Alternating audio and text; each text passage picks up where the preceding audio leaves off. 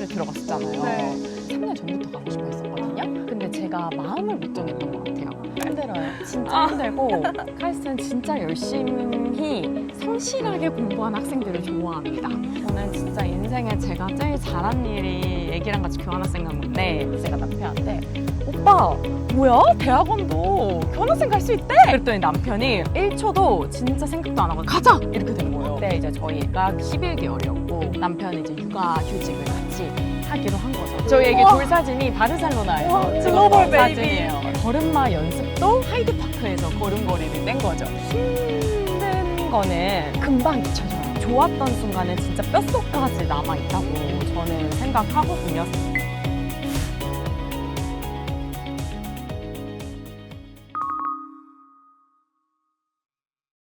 캠퍼스 진짜 크네요. 아, 그쵸. 올 때 안 힘드세요, 혹시? 뭐 아시잖아요. 딱 차로 거기만 오는.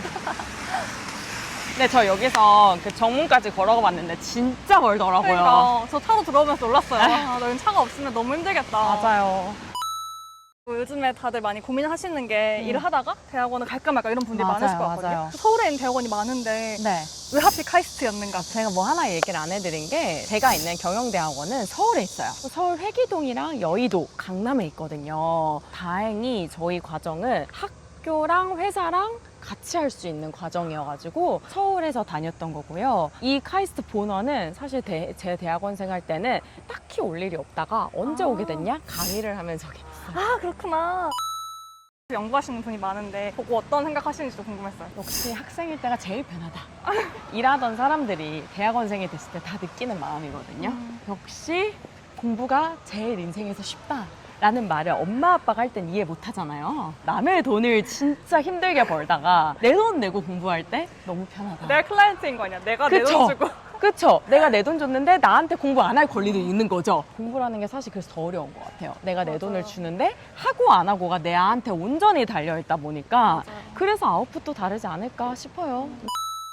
준비 기간 어느 정도 가지셨어요? 거기에 가야겠다고 느낀 게 3년 전부터 가고 싶어 했었거든요. 근데 제가 마음을 못 정했던 것 같아요. 미리부터 알고 계셨지만. 네. 네, 아시잖아요. 내가 이거를 감으로써 선택함으로써 못하는 것들이 생겨요. 예를 들면은 저는 그때 이제 완전 서핑에 빠져 있었을 텐데 당연히 토요일, 일요일마다는 강원도에 가서 서핑을 하던 애였는데 갑자기 이거에 들어가게 되면은 제가 토요일을 전일을 공부해야 되니까 서핑이라는 취미를 완전 포기해야 되는 거예요. 아니면은 일요일날 당일치기를 하거나 등산이나 캠핑하는 걸 좋아했는데 그것도 마찬가지죠. 그쵸. 캠핑도 1박을 해야 되는데 그래서 이러한 기회비용들이 있다 보니까 쉽사리 가기가 마음을 먹기가 쉽지 않더라고요. 그래서 미루다가 3년 동안 이젠 진짜 안 되겠다 싶어서 완전히 지원을 하게 됐던 거죠.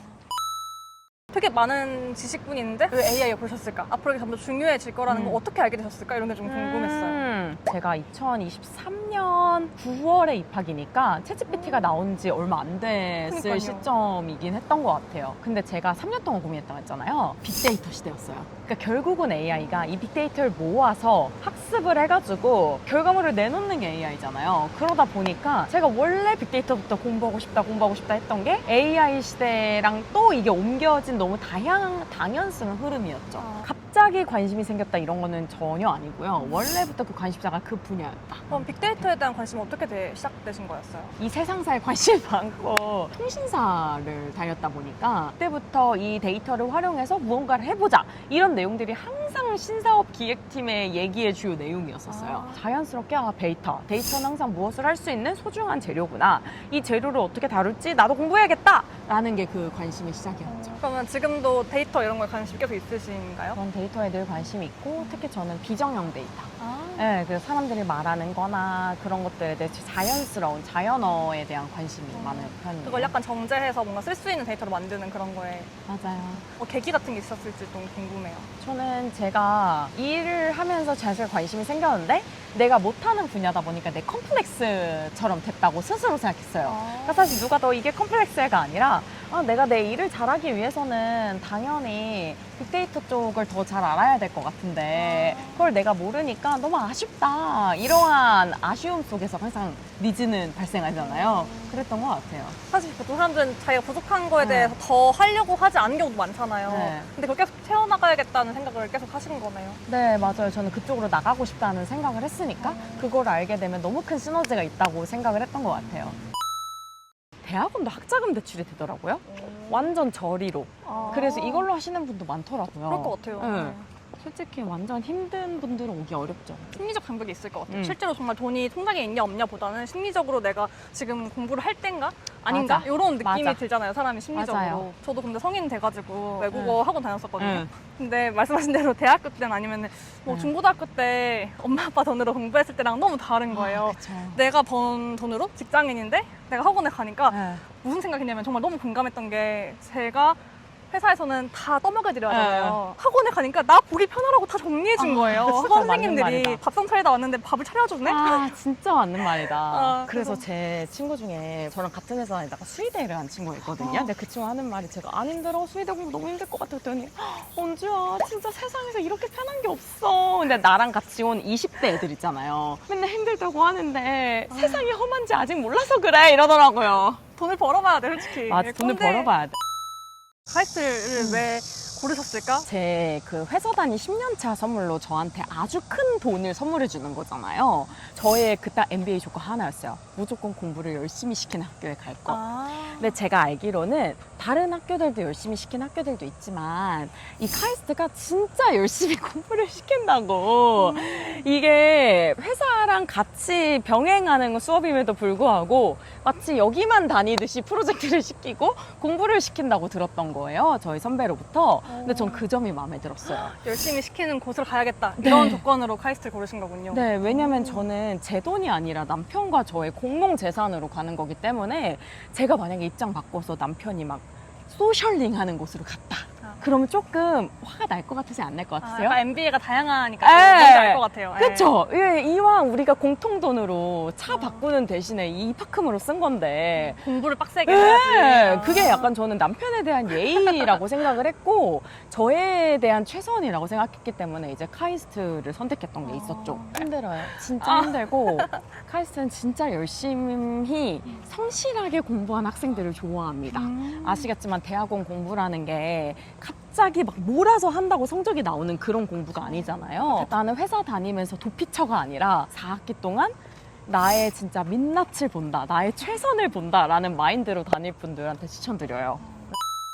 원래 전공은 어느 쪽이셨죠? 저는 심리학과 했어요. 심리학과. 네. AI랑은 좀 거리가 있어 보이긴 하거든요. 네. AI는 완전 저희가 느끼기엔 완전 기술 테크 쪽이잖아요. 네. 지원하실 때는 어떻게 합격하게 되셨는지 좀 궁금했어요. 어떤 지원 팁 같은 게 있으셨을지? 카이스트에 지원을 할 때 단순히 이력서 말고 자기가 이때까지 경험했던 이 수많은 경험들 있잖아요. 꼭 이게 경력이 아니어도 되는데 경험들을 쓰는 란이 있어요. 그래서 어떤 분들은 뭐 특허 내신 거 쓰신 분들도 있고 뭐 논문 하신 분들 아니면은 뭐 포럼에서 발표한 거 이런 거 쓰는 분들도 있는데 제가 그 카이스트에 오기 전에도 제가 막 SNS 크리에이터기도 하고 에세이도 썼었고 약간 그러다 보니까 제가 이제 어필했던 포인트는 과학기술로 가득 찬 이 AI 시대에 저처럼 특이점이 있는 사람이 필요하다. 왜냐면은 저희가 AI라고 하면 학습이라는 말을 되게 많이 시키거든요. 약간 저 같은 특이한 변종도 학습을 시켜서 그런 포인트가 오히려 AI 시대에 조금 더 색다른 창의력 있는 곳 쪽으로 열릴 수 있지 않을까요? 라는 걸 되게 어필을 많이 했던 것 같아요. 약간 의외의 조합에서 오는 네. 그런 강점이 있을 것이라는 거 강조하셨군요. 맞아요.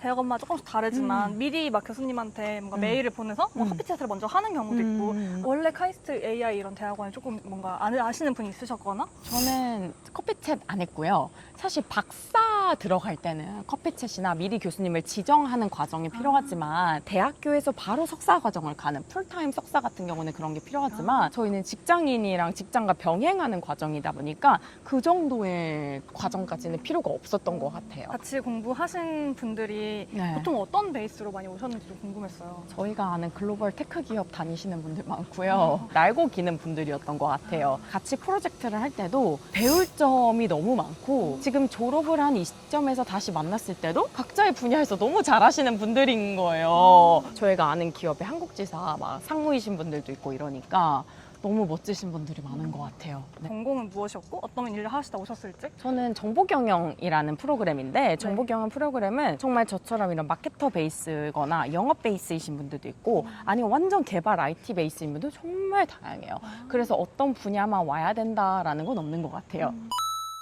가장 힘들었던 이런 기억들이 있으실 것 같은데. 이 대학원을 다니면서 제일 교수님들한테 질문을 많이 했던 것 같아요. 그러니까 뭔가 저는 기술 베이스도 아니었고 문과생 출신이다 보니까 조금 마케터로서의 세월이 크니까 이 AI라는 걸 처음부터 이해하는 게 너무 어려웠던 것 같아요. 근데 또 뭔가 처음에 왔을 때는 교수님한테 뭔가 질문하는 게 되게 쑥스럽게 느껴지잖아요. 그쵸. 아무래도 또 사회생활 하다가 학생이 맞아요. 된 거니까. 맞아요. 회사에서는 팀장이고 다 나한테 질문하는데 내가 이 기초적인 거를 교수님한테 질문해도 되나? 약간 이런 생각이 들었는데 그렇게 되게 열심히 질문하는 완전 학생의 태도로 정말 겸손하게 공부를 많이 했던 것 같아요. 네. 교수님도 그래서 원래 손가락 아픈 애기 한 번 더 보잖아요. 약간 그것처럼 제가 잘 막 궁금해하는 것도 많고 질문도 많고 하니까 조금 더 뭔가 열심히 하는 학생으로 인정해 주셨던 것 같아요. 그 대학원 다니실 때는 거의 매일 가셨나요? 아니면 수업이 있을 때만 가셨거나 하셨나요? 저희 수업이 수요일, 토요일 이렇게 있었거든요. 그래서 수요일, 토요일 날 보통 갔었던 것 같아요. 퇴근하고 가고, 퇴근하고 7시부터 10시까지고요. 이제 토요일에는 9시부터 한 4시까지 있었어요. 평일은 약간 주경야독 스타일로. 맞아요. 임신을 하고 카이스트를 들어갔었잖아요. 네. 그래서 원래 임신했을 때가 인생에서 제일 편하다고들 얘기를 하잖아요. 근데 제가 정말 임신했을 때 입덧을 거의 아기 낳기 며칠 전까지 계속 입덧했던 것 같아요. 그래서 특히 제가 고기 냄새만 맡아도 토하고 난리도 아니었었거든요. 토요일 같은 경우에는 너무 몸이 안 좋으니까 아침에 공부를 하고 점심시간이 딱 비잖아요. 막 그럼 그때 가가지고 막 또 점심 먹은 거를 다 개워내고 근데 또 누군가 제가 이렇게 개워내는 모습 보이고 싶지 않잖아요. 그러니까 막 아무도 없는 화장실 찾아가가지고 몰래. 입덧하고 막 그랬던 기억이 엄청 나요. 또 애기 볼 때는 다행히 저희 집이랑 학교랑 되게 가까운 편이었어요. 그래가지고 그때 또 모유수유 할 때였는데 제가 2월 9일에 아기를 낳는데 개강이 3월 초잖아요. 그러니까 아기 낳은 지 한 달도 안 돼서 학교를 다시 돌아간 거예요. 그래서 토요일 날 오전에 수업하고 점심에 집에 와서 막 모유수유하고 대박. 그리고 다시 학교 가고 약간 막 이랬던 시간들이 있었죠. 원래 과정은 2년이 맞는데 제가 교환학생을 런던으로 갔었어요. 그래가지고 교환학생을 가려면 어쩔 수 없이 일정상 한 학기를 휴학을 했었어야 돼가지고 이제 거의 3년을 학교를 다녔죠. 임신하고 반학기, 아기 낳고 반학기, 그리고 휴학, 그리고 아기랑 같이 교환학생 이렇게 갔었던 거였어요. 쉽지 않은 선택인 것 같이 들리긴 하는데 어떠셨어요? 저는 진짜 인생에 제가 제일 잘한 일이 애기랑 같이 교환학생 간 건데 다 교환학생을 대학교 때 가잖아요. 그쵸. 그때 교환학생을 포기를 했었어요. 아쉬운 마음이 마음속에 있었던 거예요. 근데 이제 저희 남편도 다행히 대학교 때 교환학생 안 갔었는데 이제 제가 딱 학교를 다닐 때 이제 교환학생 공고가 뜬 거 딱 나온 거예요. 공고가 나와서 제가 남편한테 오빠 뭐야? 대학원도 교환학생 갈 수 있대! 이렇게 된 거죠. 그랬더니 남편이 진짜? 1초도 진짜 생각도 안 하고 남편이 바로 가자! 이렇게 된 거예요. 같이 그래서 가셨어요 그러면? 오빠 진짜 갈 수 있겠어? 이렇게 된 거죠. 근데 그때 이제 저희가 교환학생 떠날 때 아기가 11개월이었고 남편이 이제 육아휴직을 남편도 같이 하기로 한 거죠. 그래서 남편이랑 아기 11개월 때 떠나가지고 돌도 스페인에서 보내고. 와. 그래서 저희 애기 돌 사진이 바르셀로나에서 와, 찍었던 글로벌 베이비. 사진이에요. 네. 그리고 걸음마 연습도 다 유럽에서 포르투갈에서 하고 영국에서 하고 해서 걔는 이제 하이드파크에서 걸음걸이를 뗀 거죠. 근데 그때 진짜 미친 듯이 힘들었습니다. 애기 그 분유도 안 뗐을 때라서 유럽에 있는 분유 막 찾으려고 저는 당연히 우리나라처럼 어딜 가나 분유를 구할 수 있는지 알았어요. 마트에 가면 있으니까. 네, 근데 알고 보니까 백화점 지하에서 파는 걸로 사야 됐었는데 딱 그 브랜드로 저희 애기가 먹고 있어서 근데 생각보다 유럽에 백화점이 많이 없는 거죠. 그쵸, 우리나라처럼 이렇게 다양한 백화점이 있는 게 아니더라고요. 그래가지고 그 백화점까지 막 뛰어가고 구하느라고 마음 졸이고 그리고 영어도 힘든데 막 여러 가지가 다 섞여가지고 정말 힘들었는데 그래서 더 재밌었던. 힘든 거는 금방 잊혀져요. 근데 이 좋았던 순간은 진짜 뱃속까지 남아있다고 저는 생각하거든요. 사실 저는 남편이랑 그 교환학생 갔다 오고 나서 이 추억이 우리의 60, 70, 80까지도 가겠다라는 얘기를 했었어요. 되게 낭만 있어요. 한국에서 키울 때는 한국 엄마들은 아기 침대 당연히 있고 아기가 항상 이렇게 평탄한 평지에 수유실 갖춰져 있는 데를 많이 가잖아요. 근데 일단 유럽은 저희가 에어비앤비에서 생활을 하다 보니까 아기 침대가 있는 데가 거의 없고요. 그래서 저희 애기 맨날 방바닥에서 그냥 이불 깔고 자거나 매트리스를 이제 내려가지고 침대에서 자고 그 애기가 잠자리가 그냥 매번 바뀌는 거예요. 그리고 당연히 아기가 먹을 수 있는 의자도 없으니까 그냥 밑에다가 비치타월 깔아놓고 땅바닥에 그냥 앉아가지고 이렇게 먹는 거예요. 옛날 코리안 스타일로 완전 옛날에 그 시골 할머니 댁에서 자라듯이 애가.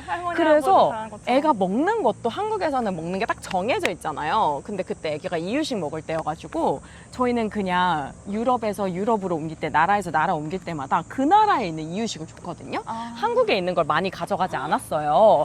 근데 애가 또 그거를 다 잘 받아 먹어요. 그러니까 애가 진짜 어디서나 시차에 상관없이 잘 자고 그냥 어디서나 땅바닥에서도 잘 먹고 그냥 어떤 음식이든 잘 먹는 애가 된 거예요. 그래서 저는 그때 아직도 기억나는 게 마드리드 가면은 곰 동상이 이렇게 네. 있거든요. 거기에서 이제 관광객들 다 사진 찍고 있을 때 저희는 이유식 먹일 때를 찾아 헤매느라 그래서 제가 한번 고프로 영상을 봤더니 그 곰 동상이 보이고 사람들 다 막 이렇게 막 영상 찍고 있는데 저희 혼자 막 힘들게 애들 이유식 먹이고 이런 영상이 있더라고요. 그래서 그런 순간들이 다 너무 기억에 남아요. 최근에 논문을 쓰셨잖아요. 아. 소개해 주실 수 있으실지 해서요. 저는 진짜 쉬운 논문이에요. 그러니까 제가 쉽다는 게 저는 일상 속에서 질문을 찾고 싶었거든요. 그러니까 제가 하고 싶은 AI는 뭐냐면은 정말 일상에 있는 누군가에게 도움이 되는 논문이었어요. 그래서 누구나 이 논문을 보고 이 논문에 나온 결과를 활용했으면 좋겠다라는 마음으로 시점을 했는데 제가 그 애기랑 같이 등산을 다니잖아요. 그러다 보니까 정말 많은 분들이 저한테 언니 애기랑 등산 어디 가면 좋아요? 이 질문을 했던 거예요. 근데 제가 그때 항상 했던 게 애기랑 등산 가보셨어요? 임신하기 전에 산 가보셨어요? 최근에 애기는 몇 개월이에요? 애기 발달 상태는 어때요? 뭐 이런 것들을 제가 막 물어보게 되는 거예요. 그래서 그러면은 이 산 가보세요 라고 답변을 하는 거죠. 그냥 무작정 추천해 주는 게 아니라. 그러다 보니까 저도 어느 날 이게 내 머릿속에 있는 데이터구나 약간 이런 생각이 든 거예요.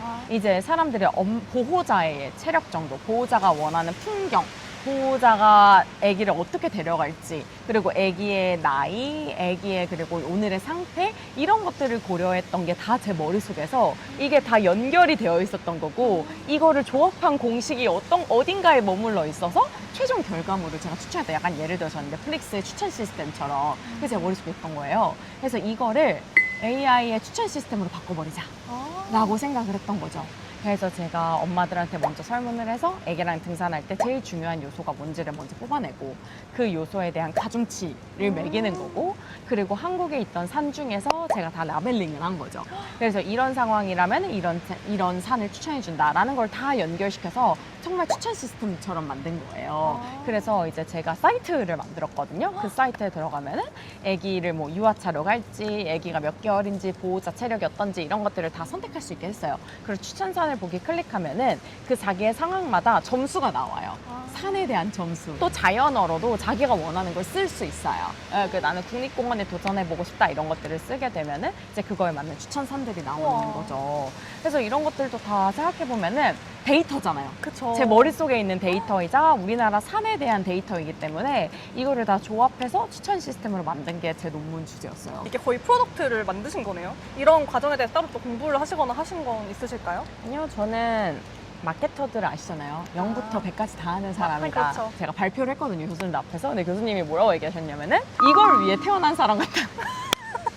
저는 그게 최고의 칭찬이라고 느꼈어요. 제가 너무 큰 열정을 갖고 있었고 물론 논문이 진짜 괴롭고 너무 힘들기도 했지만 너무 뿌듯하다. 제가 스스로 변태가 아닌가 싶기도 했고 박사를 되게 가야겠다라고 느꼈던 게 이 과정이 너무 힘들었지만 힘든 건 어떤 일을 해도 똑같은데 그 아드레날린이 솟으면서 힘든 포인트 있잖아요. 그게 이번에 논문이었어가지고 다시 못하겠다가 아니라 다음에 좀 더 제대로 해보고 싶다라는 생각이 들어서 남편한테 박사 가야겠다 약간 이렇게 말했던 것 같아요. 남편 반응은 어떠셨나요? 제발 가라. 우와. 더한 애가 있어요. 와. 걔는 애를 둘을 키우거든요. 애를 데리고 미국에 혼자 지금 박사를 하고 있어요. 제 인생이 빡세다고 말을 못하는 게 그 친구도 혼자서 애기 보면서 지금 둘 보면서 박사 생활을 미국에서 하고 있는데 또 제 남편한테 그 얘기를 해줬죠. 제 남편이 우리도 그럼 미국으로 가자. AI를 잘할 수 있는 사람이 항상 그 니즈가 있는 사람이라고 생각하거든요. 그게 사업이랑 전 진짜 똑같다고 느껴요. 이 AI도 내가 어떤 데이터를 조합해서 어떤 결과물을 만드냐, 그 기획은 인간만이 할 수 있는 거고 그 기획은 다 나의 니즈로부터 발생하는 거잖아요. 그래서 항상 이 세상에 대해 궁금해하고 관심이 많은 사람들 아니면은 내 분야에서 뾰족한 뭔가 불편한 점을 찾은 사람들이 굉장히 잘할 수 있다고 느껴요. 그래서 제가 추천하는 게 회사를 충분히 다니다가 대학원을 오면 더 좋겠다라는 생각을 들었죠. 거기서 많이 또 경험도 하고 부족한 부분 찾고 이렇게 네. 할 수 있는 거군요. 맞아요. 저는 아직도 오프라인 제가 뛰거든요. 그래서 이게 막 오프라인 행사가 있다. 그러면은 마치 내가 행사의 스태프처럼 제가 가가지고 이제 다 소통하고 분위기 풀어주고 그런 것도 이제 제가 다 직접 해요. 그러다 보니까 정말 이 현장의 목소리를 누구보다 가깝게 들을 수 있는 것 같아요. 현업에서 계속 있으면서 이게 뭐 어떤 클라이언트가 뭘 원하지? 이런 것들을 분석하는 것 자체가 진짜 중요한 것 같아요. 그게 또 데이터잖아요. 그렇죠. 네, 그래서 그런 것들이 다 저를 있게 하는 게 아닌가 싶어요. 그러니까 고생을 사서 해라.